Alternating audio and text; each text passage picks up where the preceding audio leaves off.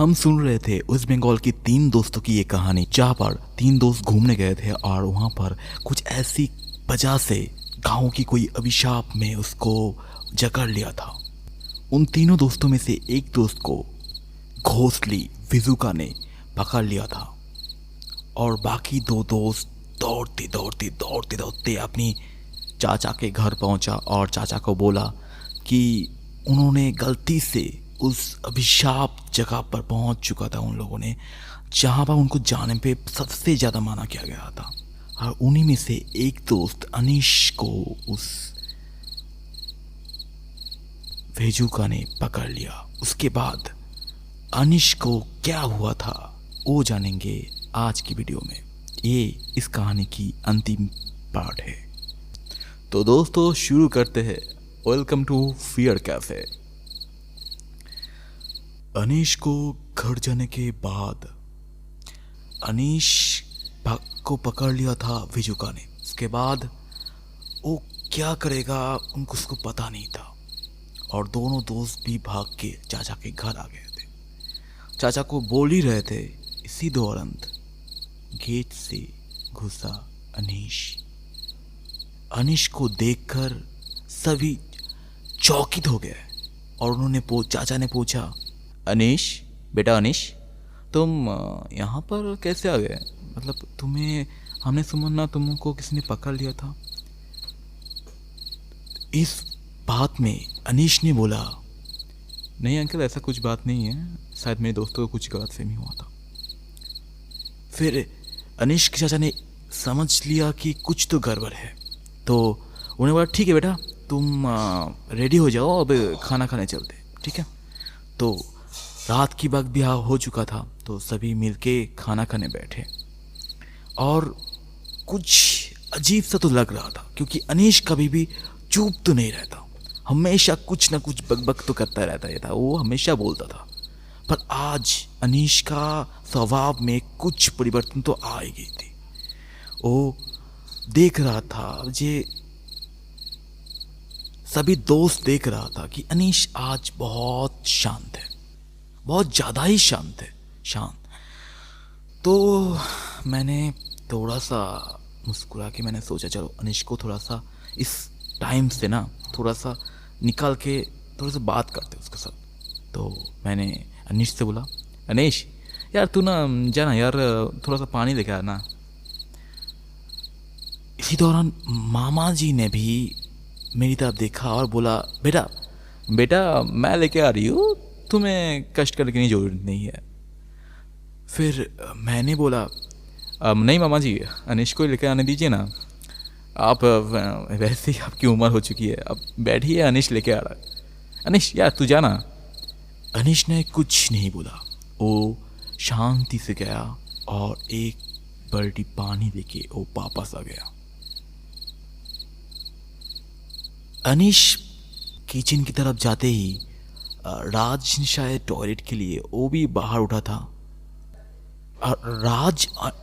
राज जब टॉयलेट से वापस आ रहा था ना, तब उसने किचन की तरफ देखा। राज ने देखा कि अनीश कुछ और ही कर रहा था, मतलब वो चूहे मारने की दवा पानी के साथ मिला रहा था। राज ने देखकर तो अचंभित हो गया और वो दौड़ के आकर अनीश के हाथों से रेड किलर की जो दवा थी ना, जो चूहे मारने की दवा थी, वो हाथ से एकदम से छीन के ले लिया और बोला, ए की को चीज तुई, अबे क्या कर रहा था तू?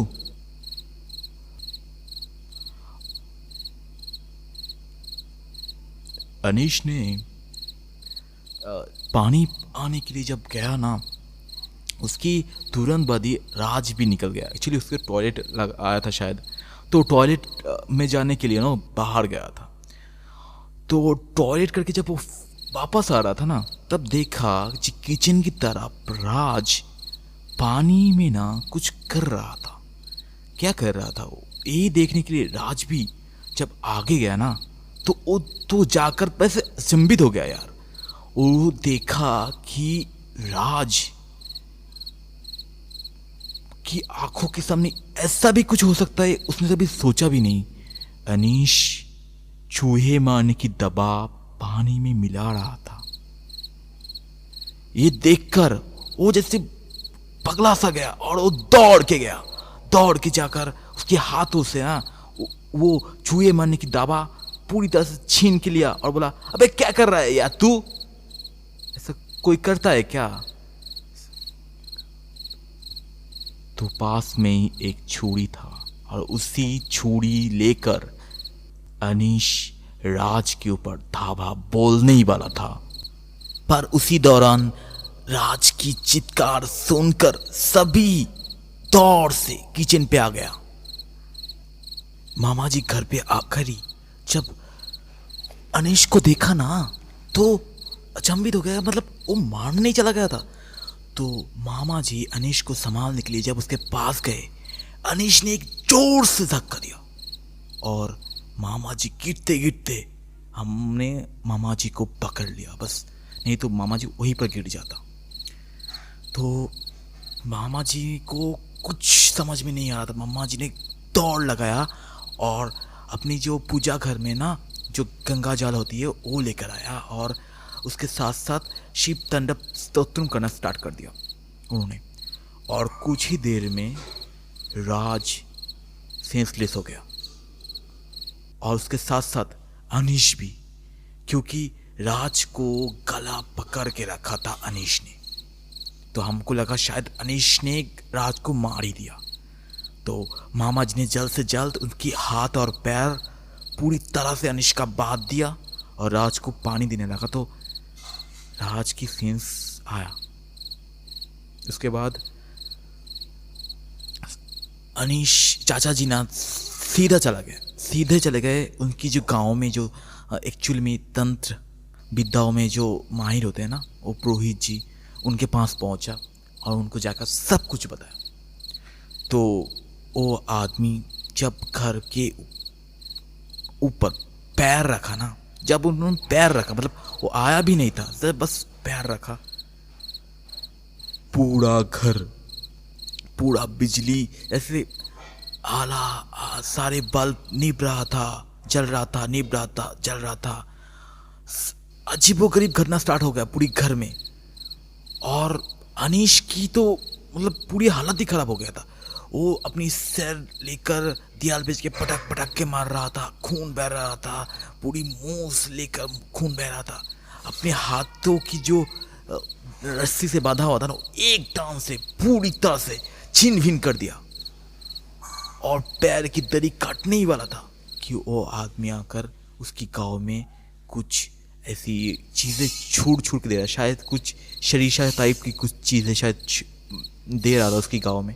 तो वो थोड़ा सा शांत हुआ। तो उन आदमी ने उससे बोला, कौन हो तुम? तो उस आत्मा ने ना, वो अनीश की गले की वॉइस ही चेंज हो गया।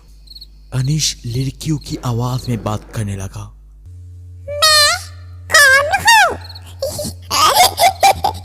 तुम मुझे नहीं जानते, मैं कौन हूँ? पंडित जी, याद करो, मैं कौन हूँ?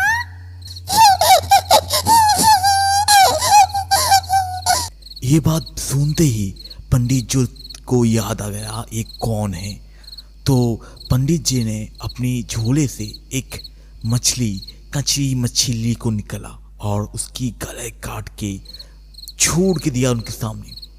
और वो अनीश उसी कच्ची मछली को चिबो के खा रहा था, पूरी मुंह में लगा के खा रहा था, जैसे उसे कुछ ऐसा भोग मिल गया, मौन भोग मिल गया उसको, वो उसी को खा रहा था।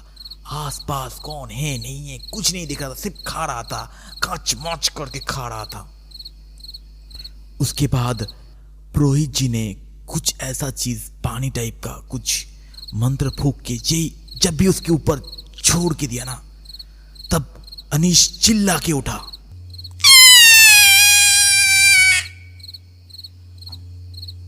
और अनीश की जो घाव से ना एक कुछ काली धुएं जैसा कुछ निकल गया उसकी बॉडी से।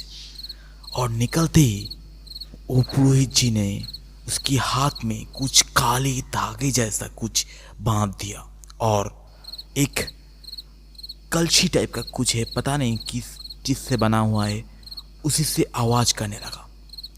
जब हमने उनसे पूछा कि ये क्या कर रहे हैं आप, तब उन्होंने बताया, देखो यहाँ पर जो आत्मा आया था ना, वो यहाँ से निकल नहीं आया था, मतलब पाप यहीं पर ही है। आपको लग रहा था शायद इसकी बॉडी को छोड़ दिया है, पर वो आत्मा यहीं पर ही है। जब तक मैं ये आवाज़ करूँगी तब तक वो आत्मा यहाँ पर आएगा नहीं, ठीक है। और अगर मैं बंद कर दिया तो इसके ऊपर फिर से इफ़ेक्ट कर देगा।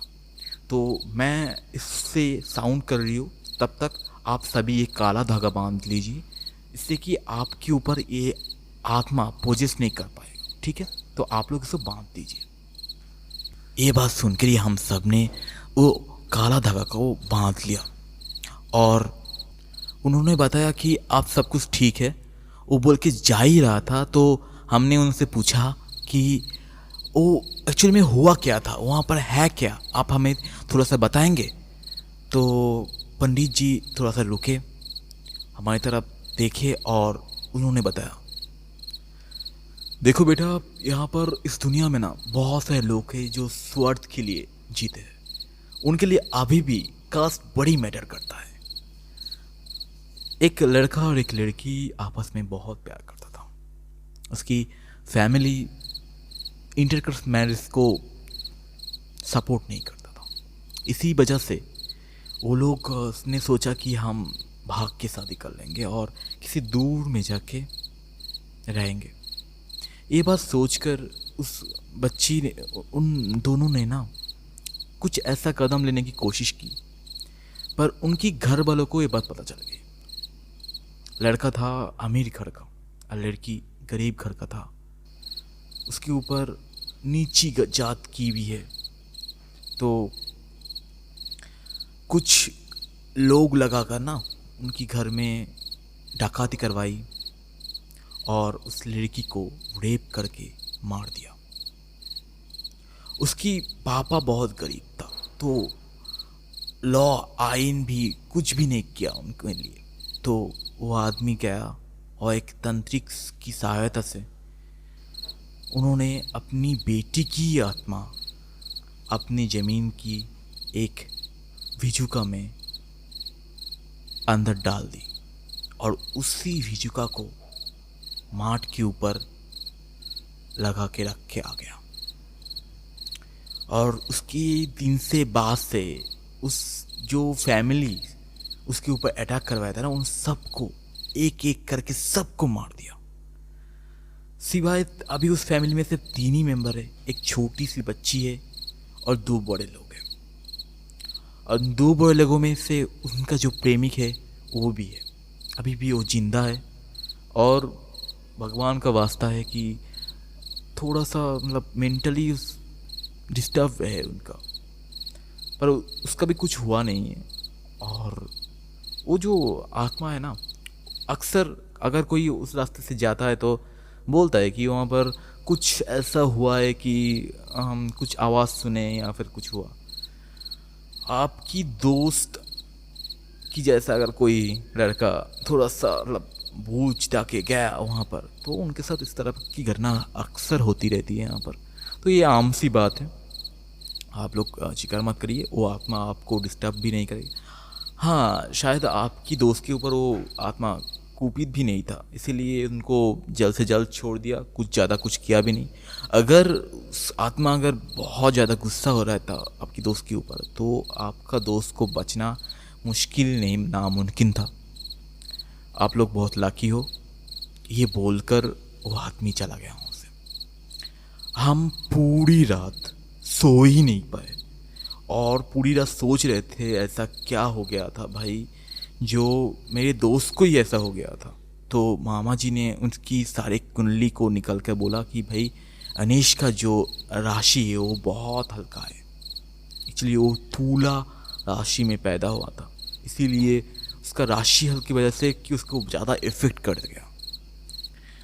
तो उसके बाद एक दिन हम मामा जी के घर रहे। उसके बाद वहाँ से हम लोग निकल के हम लोग सीधा घर आया।